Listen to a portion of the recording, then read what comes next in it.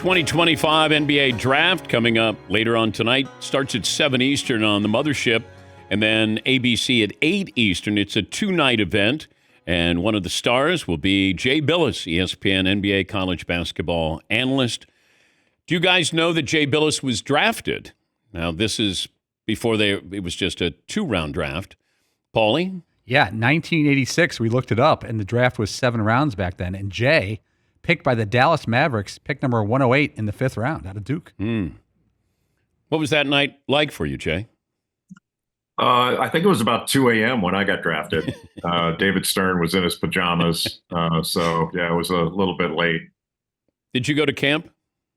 I did. Yeah, I went to rookie camp with the Mavericks. I did. I went to rookie camp 2 years in a row. And, in fact, was never cut by the Mavericks. I went over to Italy before veterans camp, before cuts were made. So they actually, the Mavericks, we used to laugh. Keith Grant was later became the GM. Rick Sund was the guy that drafted me. But years later, when I was doing games, I would see Keith Grant at a game, and he'd go, we still hold your rights. And I was like, could you just waive me in the middle of the year just for a joke? That would be great, but they never did. Cooper Flagg, it feels like if he was an NFL draft prospect at quarterback, we would have negatives attached to him, right? We just do that with quarterbacks. I haven't read anything really negative about Cooper Flagg. I mean, is he that perfect of a prospect at 18 years of age? Well, I mean, the key of your question there is the 18 years of age thing. You compare him against other players at 18. I think there have been perhaps more, talented players in the past in certain areas, like Kevin Durant was a way more talented scorer. I think a lot of people believed when he came out of Texas that he was going to lead the league in scoring one day. But, Flagg's not a guy you're saying, okay, he's going to lead the league in scoring, but he does everything well. And there are certainly areas where he can improve and probably needs to improve. I think his shooting consistency can and needs to improve, although it improved during the year. He shot 44% from three during ACC play. The ACC wasn't the best it's ever been this year, but, you can see he was getting better and better. And I think he can tighten his handle up and become a better ball handler and decision maker. But across the board, it's really rare to find a player that checks so many boxes. Like he's arguably better defensively than he is offensively, and he's really formidable on the offensive end. He's really a complete player at just 18 and a half. And that's like, he should still be in high school. There are guys that played in the McDonald's game this last year. Most of the players on the McDonald's All-America team this year were older than Cooper Flagg. And also the situation he's going into, a lot of times when you're that savior or supposed to be a savior, number one pick, and then you go to a bad team because, that's why they got the opportunity to draft you. He's going to Dallas. How does that work for him? And I don't know if it works against him, but the benefits of going to Dallas. No, it works for him because he's going to be around veteran players that are Hall of Fame caliber players and future Hall of Famers that are true pros. So he's not going to be expected to kind of pick up the reins and sort of lead the team and run with the team. He can blend in with anybody. Like they can play him almost anywhere. He kind of reminds me, his competitive makeup is really unusual. He's different. Like there are a lot of guys that are really competitive, I hate to lose and all that stuff and want to win at checkers. I'll, run over my little sister to win at this. But he takes advantage of every opportunity, and he doesn't go into a game thinking I'm going to get 25 in this one. He just wants to make the right play right now. And then when he stacks enough of those by the end of the game, he'll have 25 and 12 rebounds and 6 assists and 3 steals and 2 blocks. He's that kind of player. So I don't doubt that he's going to, with his maturity level at that age, that he's going to figure it out and learn how to operate within the confines of a really good team. I think that's a huge factor for him in his development, is he's going to a team that's going to contend as soon as Kyrie gets healthy. Who's the next best player in this draft? Dylan Harper of Rutgers. I mean, he's the second best prospect. Left-handed, he's got size, really good length. He's got like a 6'10" wingspan. He's probably 6'4", 6'5", but he really good in pick and roll. He's the best pick and roll guard in this draft, and can get into the lane. He makes plays at the rim. He's physical, and so he can absorb a shot and still make a play. He splits defenders. He can his reads are really good. But 75% of his points, this is not a negative, 75% of his points came unassisted. He had to do a lot on his own. He played with another great talent in Ace Bailey, but they didn't have much more than that. So they had a losing record. They were 15-17. They were 8-10 in the Big Ten. They barely made the Big Ten tournament. So he's going to face a couple questions about, you had 2 lottery picks on your team. How'd you not win? But he's the real deal. He's really good, and I can't imagine San Antonio trading that pick. I think they're taking him, even though they need shooting, and he's not a great shooter. He makes shots, but he's not a knockdown shooter. I think he'll improve there. I just can't imagine anybody else going 2. Con Knippel maybe moving into the top 5. I think he's been there for a while. It's a lot of people have said the draft starts at 3 with Philly. So it could be VJ Edgecombe from Baylor, 19-year-old freshman from the Bahamas, who's kind of reminds me a lot of Victor Oladipo or like a Dwayne Wade at 19. Not saying, he's there, he's those guys when they were, in the NBA. But if you compare him at 19, he compares really favorably. Like super athletic, gets to the rim, can really guard, gets a lot done on defense, a lot of deflections, steals, stuff like that. I think he had 15 games with multiple steals and had set a freshman record at Baylor for steals. And then, you could see Knippel. That's possible because he's the best shooter in the draft. But I make a kind of a qualification. He's the best standstill shooter. So 48% from corner threes. He catches it to shoot it. He doesn't catch it ready to shoot. He catches it to fire it up, and you got to take it away from him. And he shot great percentages. But Ace Bailey is the next most talented player after Harper, who was Harper's teammate at Rutgers. And he's a really tough shot maker. Like he can make really he makes NBA shots right now at age 18. He's just barely older than Cooper Flagg, really, really young. But there's some question marks. People say maturity, canceled some workouts, stuff like that, which might not have been the most professional thing to do. I don't have a problem with him not going to workouts. If you don't want to go to workout and you're content being drafted a little lower, that's fine. It's your money. But if you schedule a workout, you should show up for it. And he maybe once or twice didn't do that, and I think that gets people a little nervous. And I'm wondering the strategy behind this, because it feels like there's strategy that Ace Bailey's not going to go to Philadelphia. There's certain teams he's not going to work out for, and I don't know if that means they are still going to draft him, or does he want to land with Washington or Brooklyn, or is somebody going to swoop in and say, "Hey, that we can get a bargain here"?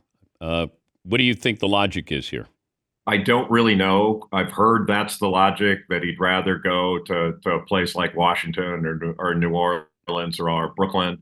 But that's a lot of money you're giving up just by, from 3 to 6, or, who knows, maybe he goes number 8. That can happen. I don't have a problem. Look, if he wants to give up the money, that's his business. I don't care. Do whatever you want.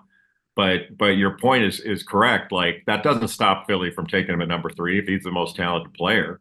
I'd take him if you're convinced that he's the most talented and he's the sort of has the most upside, and he does at that spot. He's got the most potential, but it's one of these risk reward things. So you hear people say, well, he's one of those dangerous guys that if you take him and it doesn't work out, you get fired. And if you don't take him and he turns out to be a great player, you get fired. And you're like, well, I don't know what to tell you. It's the old Hyman Roth line from The Godfather. This is the business we've chosen. I'm sorry, you got that pick. If you take him, don't take him. But everybody's got a chance to get fired. Jay Bilas of the Mothership draft coverage starts at 7 Eastern on ESPN, 8 o'clock on ABC. We came up with a nickname for Cooper Flagg. You ready? I'm ready. Okay. He's from Maine.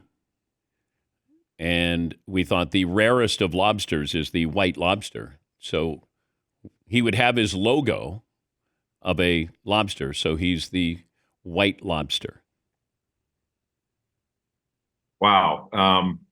That's interesting. And I noticed you said we, so you have collective credit. That's so profoundly stupid. It sounds like Paulie came up with it on Wow, his own. Jay. Yeah, you're right. He did. Nailed it. You know profound stupidity. That was very quick. When you hit it. Yeah. He right there. He hit on it right away. So the white. Sorry, Paulie. I was listening during the break. I knew it was yours. So white lobster is that was a cheat code. Yeah, I was trying to take a little bit of credit there, but then I wasn't going to take any blame. Yes, Paul. Jay, let it marinate a little bit. Don't be so rushed to make the decision. The white lobster. Yeah, marinate a little butter sauce. There you go. Yeah, okay. I do. He has been called the main event. Yeah. And Malika Andrews asked him about it, and he said, "Well, I like it. I just can't imagine somebody calling me that to my face." And being a Duke guy, he's probably called a lot of things to his face that he doesn't like. But I don't know if we have to force it. Like I was just up in Maine at a charity event, and he's a god there. Like if he walked down the street right next to Taylor Swift, people would knock Taylor Swift over to get to him. Oh, that's how big of a deal he is in Maine. And it's really pretty remarkable that sort of quiet state. They're obviously incredibly proud, but he I don't think I've seen anything quite like that. The entire state, all they talk about is Cooper Flagg, and I couldn't walk down the street without getting Cooper Flagg questions. It was really kind of amazing. Okay, I want you to close your eyes and just envision this with the upcoming season. Kevin Harlan with the call. The White Lobster is on a roll. He just put it in the biscuit again. A 17-4 run, and the Hawks want to talk about it. This is the NBA on TNT. Now you can open your eyes. Yeah, I'm unmoved. Okay. I don't see that. I don't see that sticking. Okay. Fair enough. I was asked a trivia question recently that got my head scratching. Okay. The last American-born white player to go number 1 overall. Kent Benson. Very good. Yeah. That was off the top of your head, or had you researched that? Well, how am I doing? You just asked me the question. I didn't know the question before to do my research. Well, yeah, but I wasn't listening when you were told this. If I would have looked it up, thought about it. But when I was asked a couple months ago, I was scratching my head going back. But Kent Benson is exactly right. I went toward Bill Walton. Yeah, but I follow the game a little closer than you do, especially college, Jay. Okay? I mean, Mark Allery, I think, was drafted by the Bullets, wasn't he? No, he was drafted by the Denver Nuggets. He went number 16 overall. Did he play for the Bullets? So he went to the Nuggets. Did he eventually play for the Bullets? Yeah, he was traded to the Bullets, and still lives in the Washington area. He lives in Bethesda now. Yeah, okay. And his daughter, one of his daughters, really good in college, I think. Yeah, his daughter Bella was an All-American at Princeton and was the 5th overall pick of the Dallas Wings in the WNBA draft, and now she's an assistant. She's my goddaughter, now an assistant coach at Georgetown. Okay, yeah. Has the NIL era been good for college basketball? Yeah, it certainly made it more honest. I know some of the old school coaches don't like it, and the NCAA is still, fighting the idea of calling athletes employees. They don't want to do that. But my stance on this. This has been professional sports for a long time, and they've been violating federal antitrust law by limiting the players. They're still violating it with this new settlement. But at least the new settlement gives the NCAA some time to come up with a framework that's going to work long term. And that is either going to be, in my view, collective bargaining with the players or going to Congress and asking Congress to make this House settlement into law for them. But it's not going to look exactly like the House settlement. I can't imagine a scenario where Congress says, yes, we're willing to limit the players, but coaches, you can still make $10-12 million, and we'll call this day. Like everybody's going to be limited if Congress comes in, but it buys them some time to actually get this thing right. But what it's doing, Dan, I think it's keeping more players in school longer, which is what the system says they've always wanted. If you believe in education, they're getting more education. and the schools are benefiting because they're getting more years of service out of their player assets. So I don't think it's anything but a good thing, and the players are becoming not only financially literate, they can have generational wealth from this if they do it the right way. You're still going to have some players that blow the money or whatever. That's going to happen. But I think it's nothing but a good thing. They just have to figure out the structure of it to make it work for everybody. We were reminiscing of players we thought coming out of college were going to be Hall of Famers. Like Glenn Robinson. We just thought, that guy can't miss. There were certain guys where you go, okay, that guy is going to be incredible. Give me the guy that you whiffed on. There you go, that guy is going to be a Hall of Famer. That I whiffed on. Well, I thought Odin was going to be really good. And I do think it was because of injury. I just don't know of any teams that wouldn't have taken him number one in 2007. Maybe there might have been one or two, and I don't remember a whole lot of us talking heads, shaking our fists, saying, this is crazy, you have to take Kevin Durant. There might have been some of those, but I don't remember very many. But yeah, that was a whiff. And that's probably one of the things that this is my 23rd draft. And I think when I first started doing it, I probably arrogantly thought after doing all this work that I knew, I know that whether this player is going to be good or not. And maybe having my first draft be the LeBron draft where you did know. But, now I believe certain things. But, nobody knows. Like, hands up all those that thought that Shai Gilgeous-Alexander, when he was taken 11th overall, was going to be an MVP. Or when Nikola Jokic was taken during a Taco Bell commercial. We were in commercial, and it was a Taco Bell commercial, and he got drafted in the 40s, and now he's considered the best player in the world. We don't know. You do the best you can, and you have players you like and players you question, and some of the players you question turn out to be great, and some of the players you like turn out to be less than that. It's a weird process. But we're going to look back this year and say, how did we miss on Asa Newell or stuff like that? That's going to happen too. The former Dallas Maverick great Jay Bilas. More of Jay tonight, where he probably drops in White Lobster. I'm just guessing right now. I'm just guessing there is a casual mention of the White Lobster tonight. And you don't have to give credit. You can take all the credit. I won't. You can take credit. Unless it blows up completely, I'll go, this was Paulie's. Thank you, Jay. Thank you, always. That's Jay Bilas. Covers college basketball for the Mothership. It's a 2-night affair, and starts at 7 Eastern on ESPN, and then 8 Eastern on ABC.